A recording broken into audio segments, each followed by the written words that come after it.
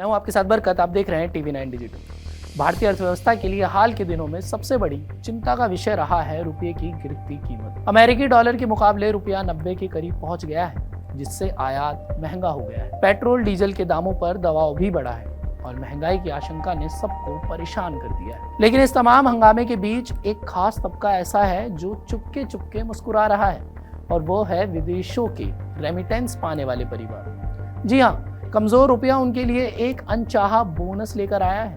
आइए इस दिलचस्प पहलू को विस्तार से समझते हैं। आखिर क्या है पूरा मामला, इस वीडियो में आपको बताते हैं। रुपए की गिरावट से अर्थव्यवस्था पर क्या असर पड़ता है, सबसे पहले ये जान लेते हैं। पिछले कुछ दिनों में भारतीय रुपया डॉलर के सामने नया निचला स्तर छू चुका है। पहले जहां $1 के बदले लगभग 82 से 83 रुपए मिलते थे, अब यह 90 रुपए के आसपास लहरा रहा है।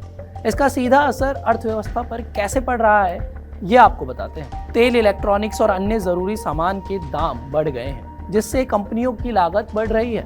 महंगाई का खतरा भी बढ़ा है। पेट्रोल, डीजल जैसे ईंधन के दामों में उछाल से रोजमर्रा की चीजें महंगी हो रही है। वहीं भारतीय रिजर्व बैंक बाजार में हस्तक्षेप करने के रुपए को स्थिर रखने की कोशिश कर रहा है, लेकिन वैश्विक कारक जैसे अमेरिकी ब्याज दरें, युद्ध की तनातनी और कच्चे तेल की ऊंची कीमतें डॉलर को मजबूत बनाए रख रही है। लेकिन सरकार और अर्थशास्त्रियों के लिए ये चिंता का विषय बना हुआ है, क्योंकि लंबे समय तक ऐसी स्थिति बनी रही तो घरेलू कीमतें और बेकाबू हो सकती हैं। लेकिन इसी सिक्के के दूसरे पहलू पर नजर डालें तो एक सकारात्मक कहानी उभरती है। चलिए जानते हैं कि रेमिटेंस पाने वालों के लिए गिरता रुपया फ्री बोनस कैसे साबित हो रहा है। भारत दुनिया का सबसे बड़ा रेमिटेंस प्राप्त करने वाला देश है। हर महीने विदेशों से अरबों डॉलर के रूप में धन भेजा जाता है, जो लाखों परिवारों का सहारा बनता है।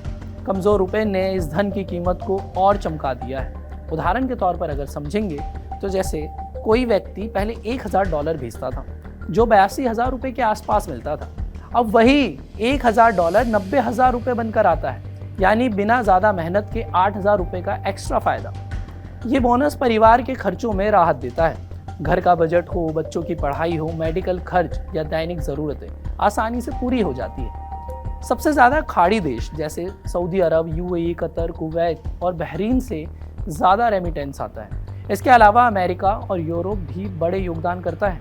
डॉलर के अलावा दिरहम या यूरो भेजने वालों को भी फायदा हो रहा है, क्योंकि इनकी कीमत भी रुपए के मुकाबले बढ़ गई है। ये फायदा उन राज्यों को सबसे ज्यादा मिल रहा है जहां विदेश जाने वाले मजदूरों की संख्या ज्यादा है। जैसे कि उत्तर प्रदेश से लाखों परिवार के खाड़ी देशों से पैसे आते हैं, जो गांवों की अर्थव्यवस्था को संभालते हैं। वहीं बिहार के प्रवासी मजदूरों के भेजे पैसे से घर चलते हैं, और अब ये रकम और बढ़ गई है।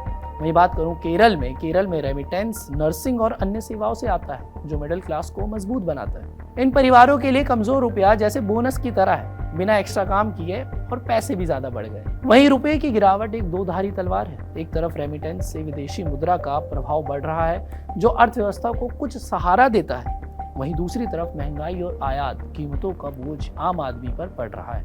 अगर वैश्विक बाजार की अस्थिरता बनी रही, जैसे कि युद्ध में ऊंची तेल कीमतें और मजबूत डॉलर, तो ये स्थिति लंबी खिंच सकती है। RBI को रुपए को स्थिर करने के लिए और सतर्क रहना पड़ेगा। कुल मिलाकर अगर बात की जाए तो गिरते रुपए की तो पूरा बाजार हाहाकार मचा रहा है। वहीं रेमिटेंस पाने वाले परिवारों के चेहरों पर मुस्कान तैर रही है। यह दिखाता है कि आर्थिक उतार चढ़ाव के बीच भी कुछ लोगों के लिए अवसर छिपे होते हैं। क्या आपको लगता है कि यह फायदा लंबे समय तक चलेगा, या गिरता रुपया अर्थव्यवस्था के लिए कितना खतरनाक साबित हो सकता है? कमेंट में अपनी राय जरूर बताइएगा, और देश और दुनिया भर की तमाम खबरों को देखने के लिए TV9 डिजिटल को सब्सक्राइब भी जरूर कर दीजिए।